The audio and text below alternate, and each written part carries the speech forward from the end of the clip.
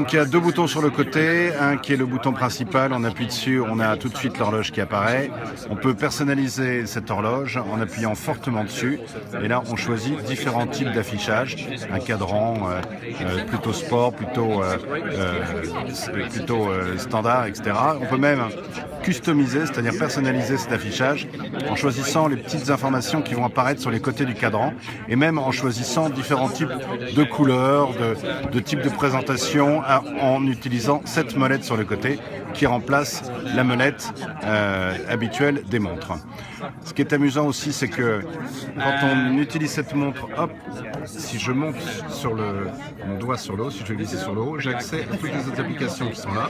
Là, par exemple, je peux choisir de jouer de la musique qui est sur mon smartphone. Je peux y accéder aussi d'une autre manière, c'est-à-dire en appuyant là, j'ai tout de suite toutes les icônes des applications qui apparaissent. Je peux zoomer là, avec toujours la molette. Et là, par exemple, si je choisis musique, je vais avoir accès à la musique aussi.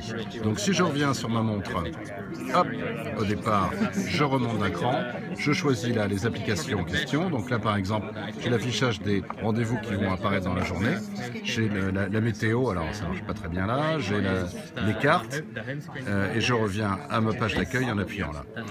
Autre petit bouton en bas, lui, il donne accès à tous les contacts les plus fréquents, donc il y en a 12, comme les 12 heures de la montre. Là, je choisis encore une fois mon contact avec la molette. Donc je vais prendre cette personne-là, j'appuie dessus et j'ai le choix de lui téléphoner ou de lui envoyer un petit message. Et alors ce qui est marrant, c'est que certaines personnes qui disposent qui ont la même Apple Watch, alors on va essayer avec Derek, mon copain Derek, voilà. Lui, je peux lui envoyer un petit tap, c'est-à-dire lui faire un petit dessin comme ça, qu'il va recevoir, hop, automatiquement sur sa montre, qui généralement apparaît sur la montre de ma copine à côté.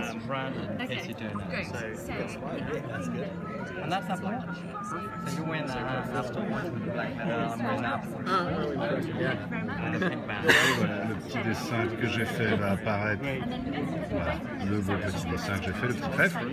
Donc c'est un moyen de communiquer avec quelqu'un d'autre. Et je peux de la même manière lui envoyer hop, un petit message pour lui dire « Eh oh, es-tu là ?»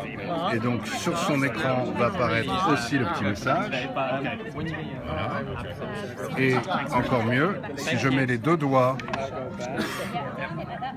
comme ça, normalement.